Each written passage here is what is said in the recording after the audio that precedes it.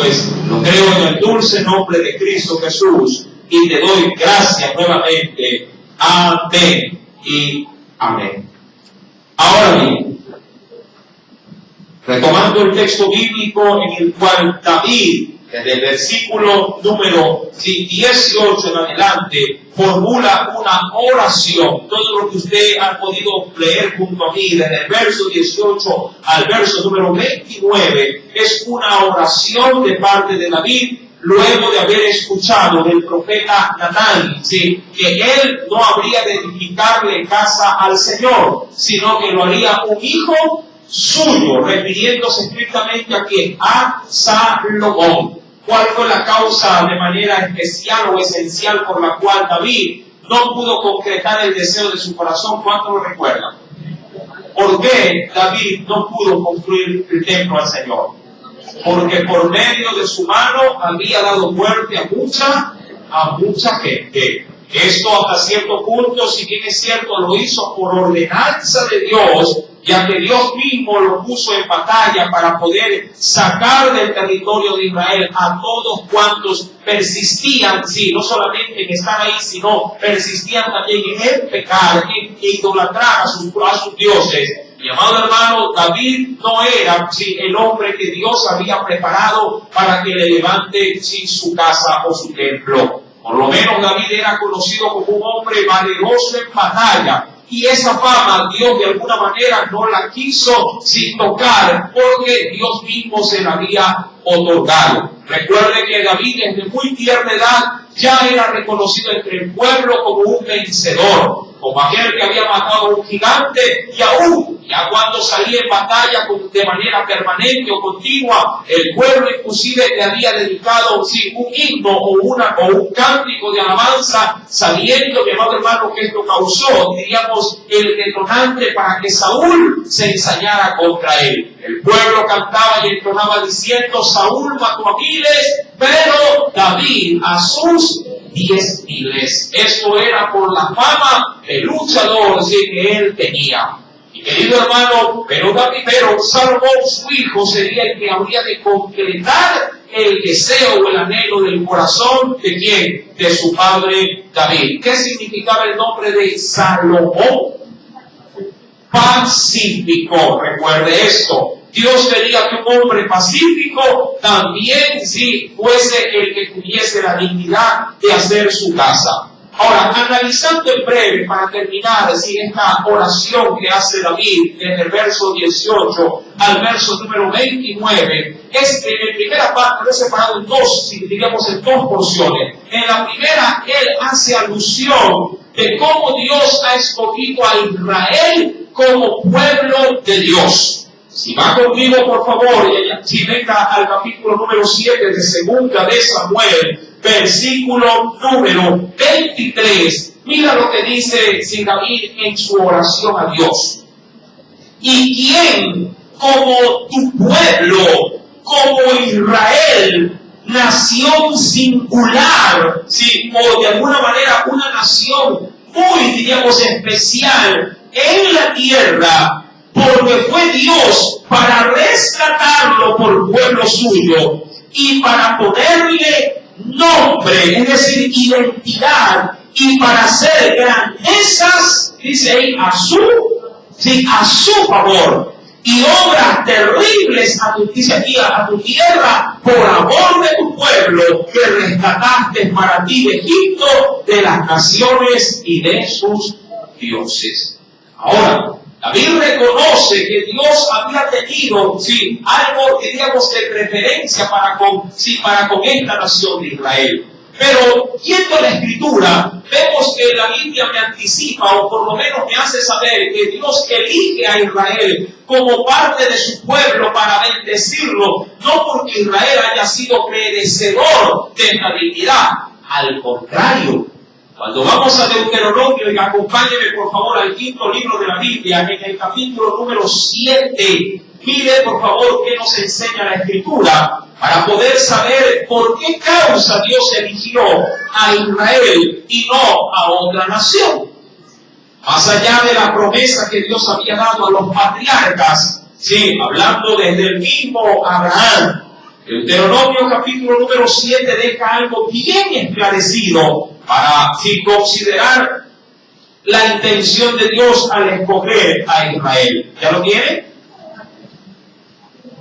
Deuteronomio capítulo número 7, verso 6 en adelante. Sí, hasta el verso número 8. Dice el Señor: porque tú eres pueblo santo. En primera instancia, ¿por qué Dios lo toma este pueblo? Porque Él lo había consagrado. Recuerde que el término santo significa consagración o apartado para Él. Tú eres pueblo santo para Jehová tu Dios. Jehová tu Dios te ha escogido. Segundo punto. ¿Por qué Dios tomó a Israel? Simplemente porque Él lo escogió. Pregunto, cuando usted va al mercado y escoge fruta, ¿qué clase de fruta escoge? La mejor. Si le toca de pronto comprar guineo, comprará cualquier guineo que está de pronto diría en la percha o en el canastillo, o acaso no rebusca entre ellos cuáles están en mejor condición. Ahora, Dios dice en su palabra que Él nos escogió a esta nación, sí, de entre todas las naciones. Pero mirad mucho, Dios me escogió lo mejor. Mi amado hermano, si algo en cuanto a la gracia, hablando de, diríamos, los brazos de Dios abiertos para recibir al mundo, es escoger no tanto a lo más excelente, sino al contrario, a lo más vil y menospreciado. Ya va a ver por qué. Mira lo que dice más adelante. Dice aquí: Jehová tu Dios te ha escogido para hacerle un pueblo especial, más que todos los pueblos que están sobre la tierra. Y mira lo que dice el verso 7. No por ser, si acaso se vaya a subir un poquito el ego, por si al querer decir, Dios me escogió a mí como su pueblo, a mí como su hijo, a mí dentro de los muchos que hay de pronto en la ciudad. Mira lo que dice el Señor, verso 7. No por ser vosotros más que todos los pueblos os ha querido Jehová. Es decir, que su pretensión personal no es, bajo ningún concepto, un motivo de pronto de, diríamos así, de autosuficiencia por capacidad que Dios me escoge. No, no es por eso. Dice la Biblia, versículo número 7, pues vosotros erais el más insignificante de todos los pueblos. Y esto, mi amado hermano, es como cuando el Señor también nos escoge para la salvación. ¿Sí? Dios no te escogió a ti porque eras, diríamos, motivo de orgullo, sino al contrario, dabas pena. Míralo así, muy sencillo y práctico. Para Dios, tú dabas pena. Para poder bajarte un poquito el orgullo si lo tienes muy alto. Dios me escogió a mí, yo soy cristiano, no es como el de allá, yo soy... No saques pecho, amado hermano. Reconociendo la gracia de Dios para mi vida, para su vida, sí, me escogió porque era insignificante. Poca cosa. ¿Sí? Cuando de gracia se habla, mi amado hermano, de que Dios otorga algo que nosotros no merecíamos. Israel no fue escogido por ser una nación esplendorosa, porque ahí habitaba Abraham, el gran padre. No. El Señor no lo escogió por eso. Mi amado hermano, lo escogió porque era un pueblo, sí, insignificante, un pueblo poca cosa. No te escogió por tu intelecto, porque sabías mucho, porque ya desde antes de conocer a Cristo ya te metías todos los libros en la mente, reconocías algunos idiomas, porque eras, como dicen por ahí, políglota, porque eras una persona docta, entendida, profesional. No, por eso no te escogió el Señor. El Señor sabe perfectamente que el hombre, sí, más allá de su sapiencia y de su título, igual va derechito al infierno. ¿Sí? Porque mis títulos académicos o mis conocimientos, sí, para la salvación no sirven diríamos así, ni para poder arrancar en el asunto de la salvación. ¿Sí? En cuanto a salvación, todos mis logros y méritos no tienen valor alguno. La nación de Israel fue reconocida por Dios por ser insignificante, pero algo importante que vale de pronto mencionar es que David se lo recuerda a Dios, sí, luego de que han pasado cerca de 1000 años. Se lo recuerda a Dios y le dice, Señor, sí, algo que hiciste hace tanto tiempo atrás, hoy por hoy sigue siendo motivo para mí de agradecimiento por lo que has hecho con mi pueblo. Y querido hermano, si terminando el versículo número 7 y al 8 también, ¿no? Nos dice el Señor, no por ser vosotros más que todos los pueblos, os ha querido Jehová y os ha escogido, pues vosotros eras el más insignificante. O sea, había pueblos insignificantes, pero Israel lo era más. ¿Sí me entienden? Había pueblos miserables, pero Israel lo era más todavía. Verso número 8. Si no, ¿por qué no escogió Dios? Hay una razón esencial. Por cuanto Jehová, siendo insignificante, ¿qué ha hecho? Os amó y quiso.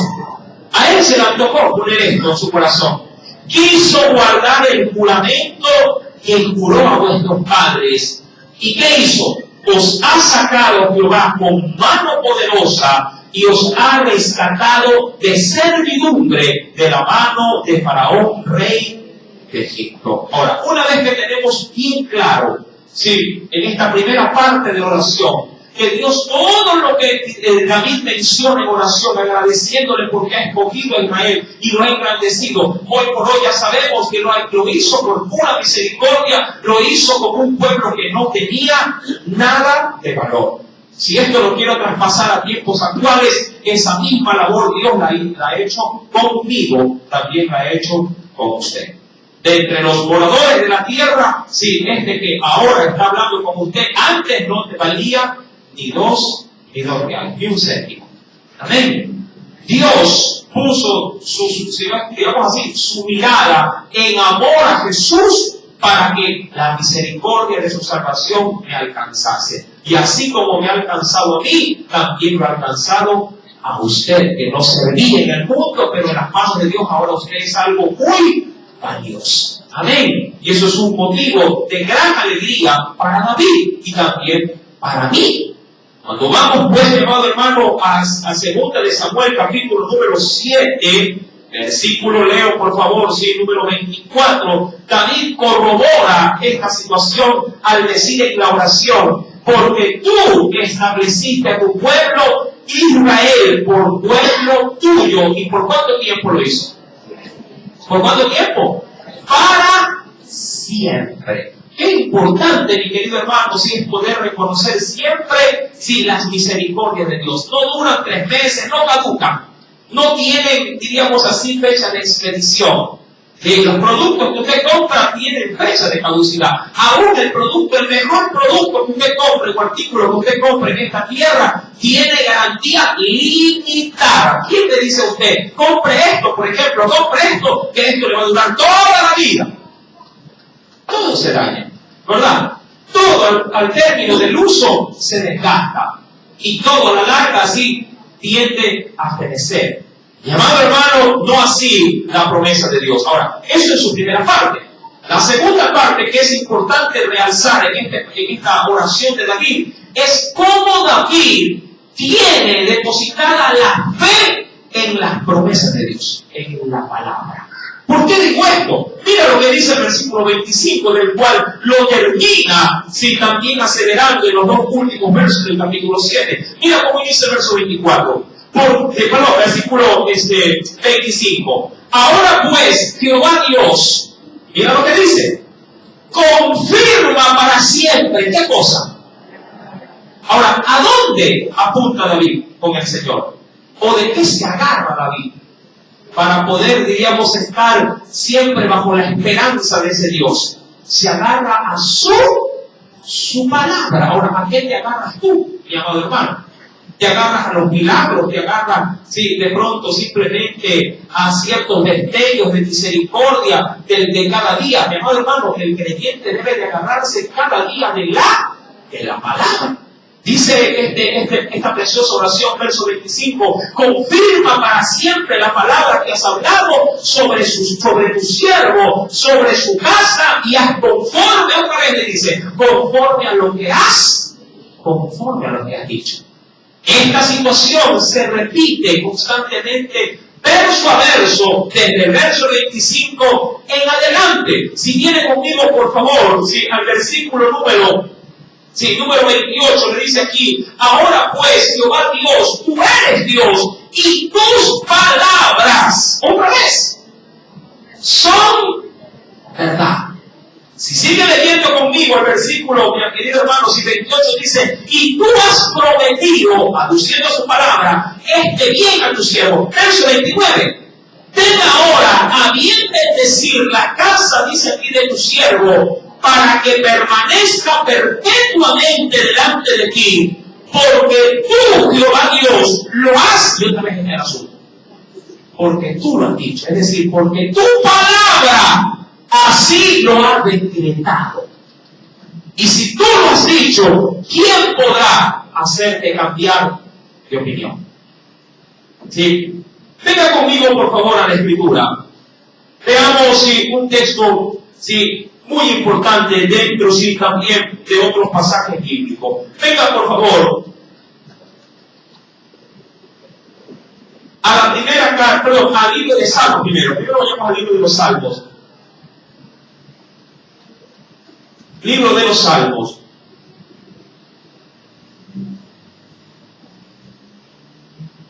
En el capítulo número 107. Veamos unos ejemplos de esto. Salmos, capítulo número 107. ¿Por qué es tan importante la palabra? Recuerden que los salmos son cánticos. Obviamente muchos de ellos, la mayoría de ellos, cantados por David, haciendo notoria la grandeza de Dios. Y mucho más cuando esa grandeza tiene un fundamento. ¿Cuál? La palabra. Salmos, capítulo número 107. ¿Lo tiene? Versículo, de los tantos que hay, versículo, vamos a ver, número 20, 19 y 20. Salmo 107, verso 19 al 20. ¿Qué nos dice? Pero clamaron a Jehová en su angustia. ¿Y qué hizo el Señor?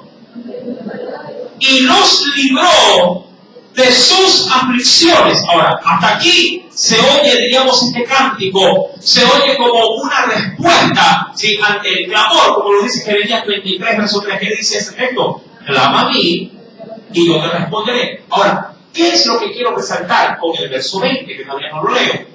¿Cómo es que Dios llevó a cabo la liberación de esas aflicciones? Mira lo que dice el verso 20. El pueblo clamó, ¿y qué cree usted que hizo Dios para poder sacar de esa aflicción al pueblo? Verso 20. Envió, ¿qué cosa dice la Biblia? ¿Qué envió Dios para podernos librar de esas aflicciones? Envió su palabra y los sanó. Verso 20 sigue diciendo, y los libró de su ruina. ¿Qué usó Dios para libertar al pueblo de aflicción, de enfermedad, de angustia y de esclavitud? Envió siempre, ¿qué cosa? Su palabra. Todo hombre que agarra esta palabra y la hace suya, buena confianza tiene a que aferrarse. Hay gente que de pronto, que en su manera de vivir y en su manera de querer, superarse, confía más en la palabra de un hombre que ante la palabra de Dios. ¿Cuántas veces alguien te ha dicho, no te preocupes, que yo te voy a ayudar? Y tú tranquilo. Y uno confiado dice, ay, es mi amigo, él sabe bastante. Él de seguro va a pelear por mí y él te va a defender. Amado hermano, llega el tiempo y tú dices, ¿qué pasó? No, tranquilo. ¿Y cómo está? Todo está bien, no te preocupes. Cuando se da cuenta, mi querido hermano, lo que para usted supuestamente era un buen final, diríamos que se choca con la triste realidad de que lo han estafado. Usted ha visto cómo a veces, tratando de ilustrar el ejemplo, cómo a veces los abogados están, ¿cómo va? Todo está bien, pero sin más plata. Y le daba, ¿y cuánto? No se preocupe, déjelo más que las cosas van a salir como usted ha dicho. Y le mete. Cuando se dan cuenta, sí, y usted ya palpa la realidad, el asunto es que simplemente lo han estafado. Y el abogado no hizo absolutamente nada. Bueno, algo hizo, se le llevó su dinero. ¿Por qué? Bueno, no digo que está mal confiar en un abogado, pero amado hermano, por encima de un abogado está mi más poderoso abogado en esta tierra y en los cielos, Cristo Jesús. Él es tu abogado. Y si usted confía en Él hará. Amén. ¿Por qué? Porque Él envía su palabra para librarnos de nuestras enfermedades, librarnos de nuestra aflicción, librarnos de todo peso de angustia que nos asedia. Estas son las dos principales, diríamos, pautas, ¿sí?, que David realza en su oración final del capítulo 7. Por eso era menester, ¿sí?, hacer esta pequeña conclusión de este capítulo 7. David realza en primera instancia, ¿qué cosa? ¿Qué realza Dios en su oración al Señor? ¿Qué realza? Su manera de haber sido elegido por Dios. ¿Sí? ¿Por qué Dios eligió a esta nación? Porque era chévere, porque pintaba para ser el grande de entre todas las naciones. Porque era la más insignificante. Cuidado, pones en tu corazón y dices, ay, si el Señor pusiera su mirada en mí, bueno, debe ser porque me lo tienes, ¿no? Me preparé, me instruí, conozco bastante, lo que yo sé no lo sabe otro, y si Dios me llama, pues ha de ser por mis habilidades. Te equivocaste. Míralo de esta manera, no te vayas a sentir ofendido. ¿Sí? Pongámonos como moscas. Pero la mosca más fea fuiste tú. Pero Dios escogió a esa mosca para hacerla, no para dejarla como mosca, sino para hacerla una hermosa mariposa. Amén. Queriendo pragmatizar, diríamos así, la enseñanza. Pero claro, Dios no nos vio como animales, nos vio como a sus propios hijos, por medio del sacrificio de Jesús en la cruz. Amén. Es un tremendo privilegio que Dios nos ha podido otorgar a cada uno de nosotros. Y para terminar este capítulo 7, veamos algo semejante, pero en el Nuevo Testamento. También, acompáñenme por favor. Vayamos al Nuevo Testamento. Nos dice el Señor, venga conmigo por favor.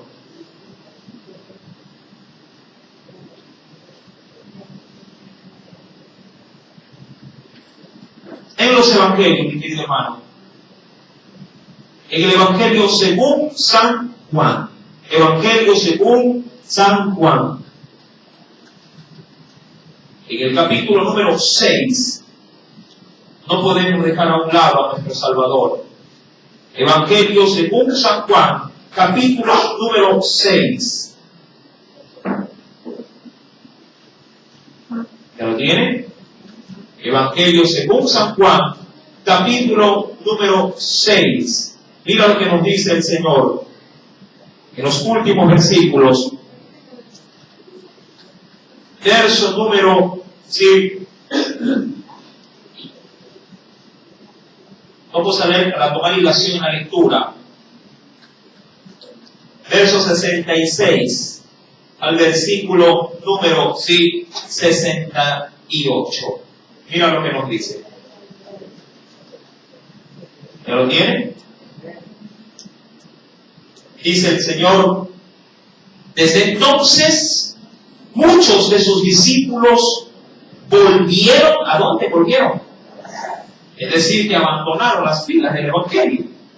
Ahora, Jesús, mi querido hermano, para poder tener referencia en cuanto al contexto, había dado un discurso terrible, haciendo alusión a las demandas que implicaba ser un discípulo de Jesús. Y fue muy drástico y severo hasta cierto punto, y ofendió a muchos de quienes oían el Evangelio, y al escuchar esa palabra y esas exigencias del reino, muchos dijeron que esto es imposible, o por lo menos lo que Dios nos pide, lo que Jesús nos pide, no se puede llegar a cumplir. Y querido hermano, y frente a esa situación, como lo dice ya el versículo número 66, dice, desde entonces muchos de sus discípulos, ¿qué hicieron, mi querido hermano? Volvieron atrás y ya no andaban con él. Si usted quiere puede leer todo el capítulo 6. Versículo número 67. Ahora, entre los muchos que se fueron, ¿quiénes creen que se quedaron parados al lado de Jesús? ¿Quién? Los 12. Pero esos 12 se miraban el uno al otro. De pronto, recuerde que quienes seguían al inicio a Jesús no eran 12. ¿Cuántos eran? 70. Y eso simplemente con los que se contabilizaban. Había muchos que seguían a Jesús, pero lo seguían también de lejos. Hay quienes seguían a Jesús, pero no se identificaban como discípulos por temor a los fariseos, a los escribas, sí, es decir, al círculo social. Querían servir a Jesús, pero sin perder sus buenas relaciones sociales, como muchos cristianos en la actualidad, que dicen que son cristianos, pero siguen acudiendo a los, diríamos, a los clubes sociales del mundo. Es decir, no pierden, ¿qué cosa? Contacto con ellos. Pero si usted les pregunta, ¿usted es cristiano? Pero por supuesto, oiga, pero está tomando. No, señor, el Señor también te dio. Usted sabe que esto es solamente para refrescar. Tómese una cola, pues, si quiere refrescarse. ¿No me parece? Ahora, mi querido hermano, dice la Biblia, verso 66, desde entonces muchos de sus discípulos volvieron atrás y ya, a raíz de eso, ya no andaban con él. Verso 67. Ahora, Jesús se queda con 12. Y esos 12 de seguro, esto sí se los puedo asegurar, a muchos de ellos se les cruzó por la mente, sí, decir en su interior, ¿y nos vamos o nos quedamos? Porque si alguien quería, mi querido hermano, definir su vida espiritual, era en esta oportunidad. O le sigo sirviendo, o me uno al grupo que se fue, y adiós Jesús.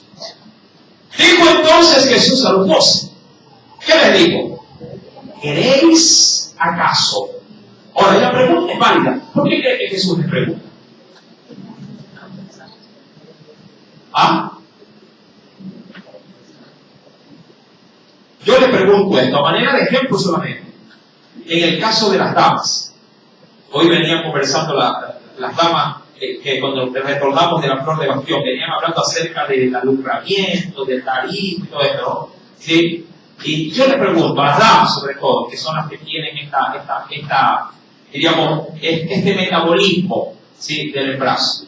Si acaso las damas casadas, que ya han superado los 30 años de edad, no se enfermaran de su ciclo mensual, pregunto, y alguien le preguntara, oiga, ¿por qué no está embarazada? ¿Cómo usted asume esa pregunta? Con susto, que justamente coincide que no se enfermó y aparte le hace ¿qué cosa? La pregunta. ¿Qué caro te pone? De gozo, si lo está esperando, oh, gloria a Dios. Pero si ya hasta se ligó de pronto, dice, ¡ay, Señor!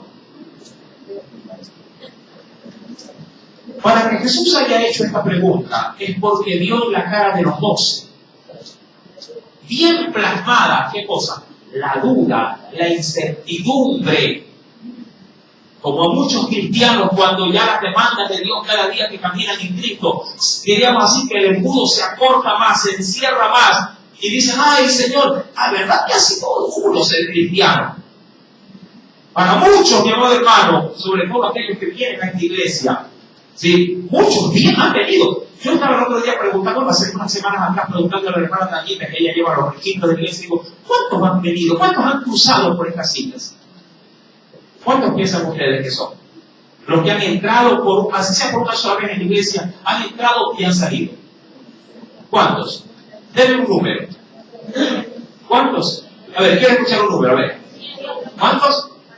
400. ¿Qué? ¿Cuánto más? 1.700. ¿Cuántos? 3.000. Hermana Tañita, ¿cuántos han pasado aproximadamente? ¿Cuánto? Pasa los 3.500.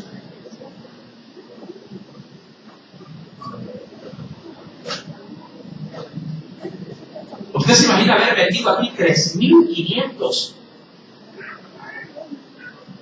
Muchos, mi amado hermano, entraron. Algunos permanecieron un tiempo, pero esta misma palabra que sirve para afirmar, también puede servir para ¿qué?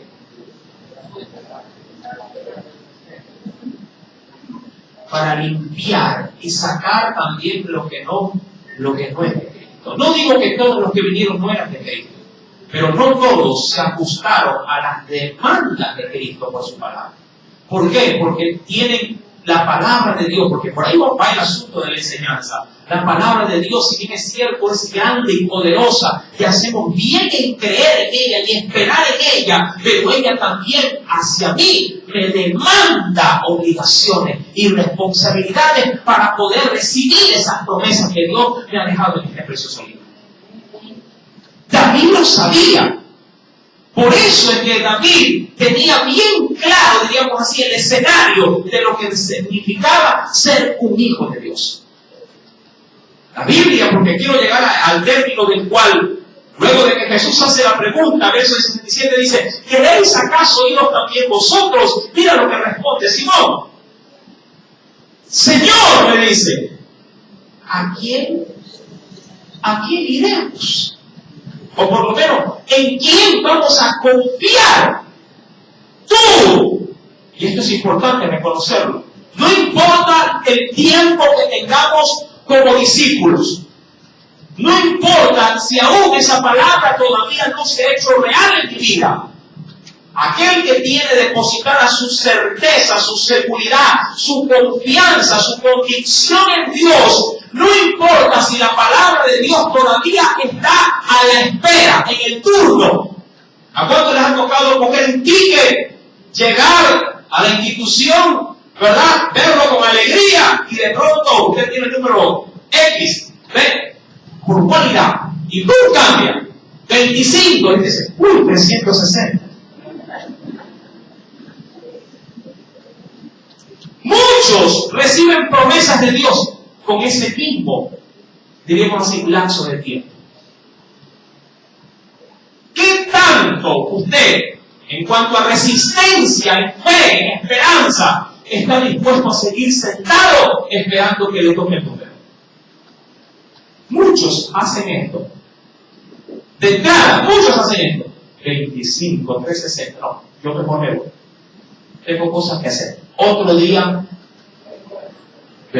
regreso. Y al otro día regresa, coge el ticket, 1500. ¿Cuánto va? 26. Y así viven muchos cristianos. Porque no saben confiar en la palabra de su Dios. Mi amado hermano, pero hay quienes agarran el ticket. Solo estoy ilustrando la enseñanza. Y dicen, ¿qué número hay? Uy, me tocó el 935, va por el 50, no importa. Yo aquí me quedo, no me regreso, porque el que me ha llamado, algún momento me ubicará en el lugar donde yo he venido sin habitar. Y espera, confía, sirve, esperando que Dios cumpla su promesa. ¿Sí me entiende? Dice por ahí que el que espera, desespera. Le respondió según Pedro, Señor, ¿a quién iremos? Tú tienes, y aquí viene el asunto, ¿palabras de qué? Palabras. Y es ahí donde estamos. David se aferró a la palabra. Y tanto se aferró que cuando él, mi amado hermano, moriría después, esa palabra sí seguiría después de su muerte. Porque David lo único que logró hacer para poder ver el anhelo de su corazón es simplemente dejar comprado y reservado, embodegado todos los materiales que su hijo Salomón utilizaría. Y eso a mí y a usted nos debe dar una gran enseñanza. Mi labor, si acaso Dios no llega a cumplir su propósito de acuerdo a mis expectativas, porque eso sí, recuerde, lo que yo aspiro en Dios no significa que Dios me lo concrete a mí.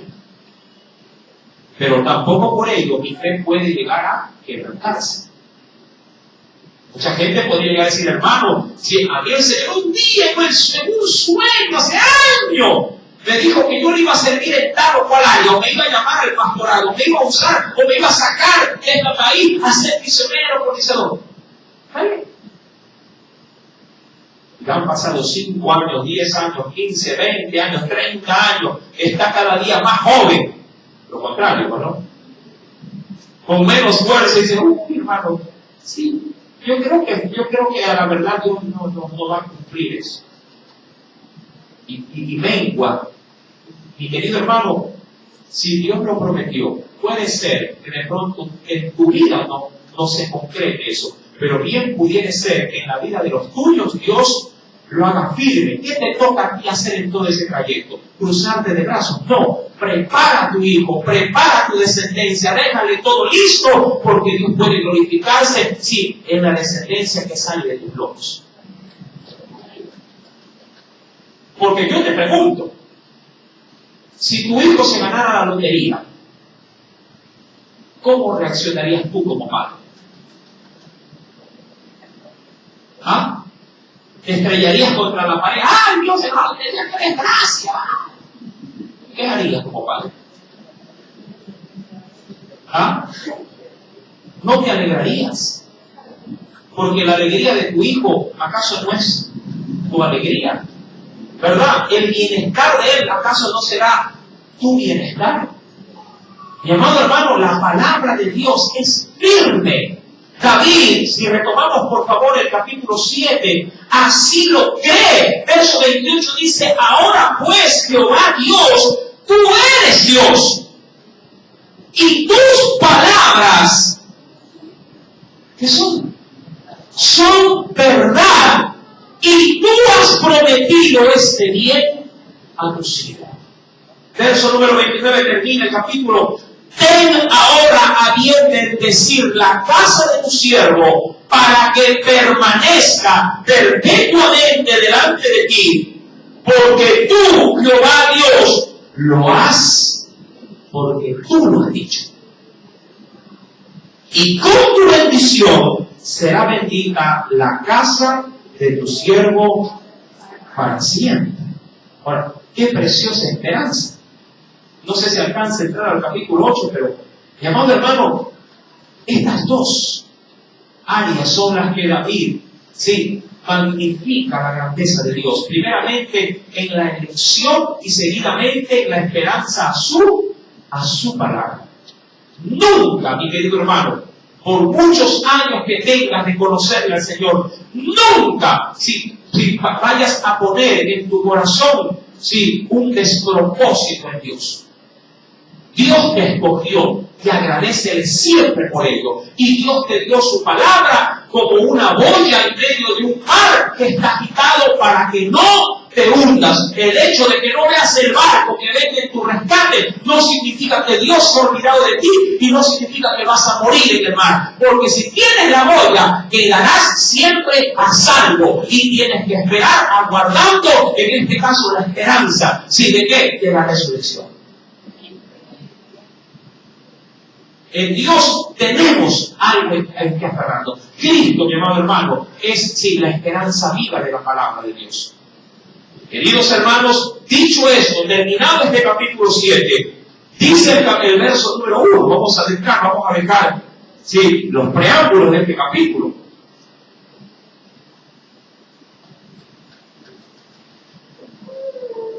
Verso 1 nos dice, después de esto.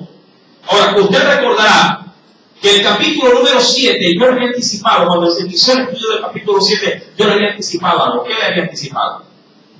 A ver lo que recuerda. Usted tiene la mente más fresca que la mía, a ver. Que de acuerdo a la cronología de los tiempos, el capítulo 8 debió haber estado primero que el capítulo número 7. ¿Por qué? ¿Cuántos recuerdan el por qué? ¿Por qué? ¿Por qué? Porque en el capítulo 7 se determina de manera inicial, ¿qué cosa? Que ya David tenía tiempos de paz. Pero en el capítulo número 8 volvió a resurgir, ¿qué cosa? Las batallas. Ahora, ¿pero por qué se pone el capítulo 7 antes del capítulo 8? Porque este acontecimiento ¿Cuál? El de formular en el corazón de David para hacer una casa al Señor fue, diríamos, un suceso especial que Dios quiso darle un realce para que obviamente después no se logre empañar por las batallas. Que obviamente de aquí en adelante va a tomar el hilo de los sucesos de guerras en las cuales David va a estar constantemente sometido. Es decir, mi amado hermano, ahora, yo no sé si usted ha visto, por ejemplo,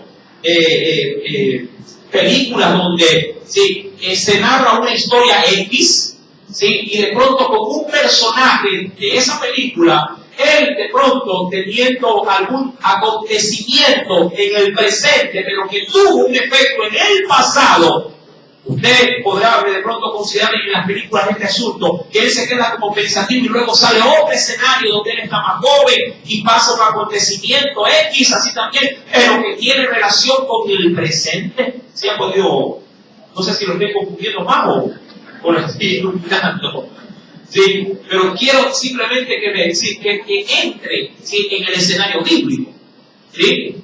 Mi amado hermano, es menester entender que las guerras todavía estaban en su apogeo. ¿Sí? Pero el capítulo 7 entra como como un vaso de agua fresca en medio de los acontecimientos para poder dar a conocer este precioso suceso de ¿qué? De que ya David tenía en su corazón el anhelo y el deseo de ¿qué? De construir un templo en la casa de su Dios. Y eso es muy bueno. ¿Por qué digo esto? Porque eso también nos puede llegar a acontecer a nosotros. ¿Qué cosa?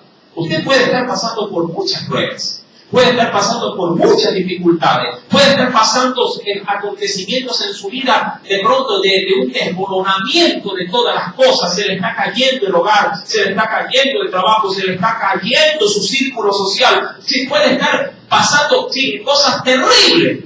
Pero no por eso en su corazón no puede dejar de haber un anhelo de fervor y de amor para seguir sirviendo a su Dios. Mucha gente dice, hermano, solo Dios sabe cómo estoy, cómo me encuentro, qué estoy pasando, pero aún así yo he decidido salir a predicar el Evangelio y aquí estoy, hermano. Así se derrumbe en vida, yo estoy aquí por amor de Cristo. ¿Sí me explico? Esto es lo que pasó. Vea este suceso como ese acontecimiento. Ahora, dicho esto, capítulo número 8 nos dice, después de esto, es decir, ¿de qué cosa? Luego de que David trajo ¿qué cosa? ¿Qué terminó en el capítulo 6? Saquemos el capítulo 7 de manera provisoria. ¿Qué pasó en el capítulo 6? ¿Qué David había hecho? Había traído el arca. ¿Sí? ¿A dónde? A la ciudad de Jerusalén, para establecerla en un lugar determinado como Sion. Ahora, versículo 1, después de que David trajo el arca, aconteció que David, ¿qué hizo? Derrotó, dice ahí, ¿a quiénes? A los filisteos, y los sometió, y tomó David, ¿a quién? Dice ahí, a Bet-Ama, de mano de los filisteos. Ahora, Bet-Ama era una ciudad, dicen muchos una aldea, pero una aldea llena de hombres valientes, llena de gigantes. De hecho, muchos reconocían esta parte, este pueblito de Bet-Ama, como el lugar de nacimiento de Goliat, que por sus genes, o por, digamos así, por su descendencia, es decir, esa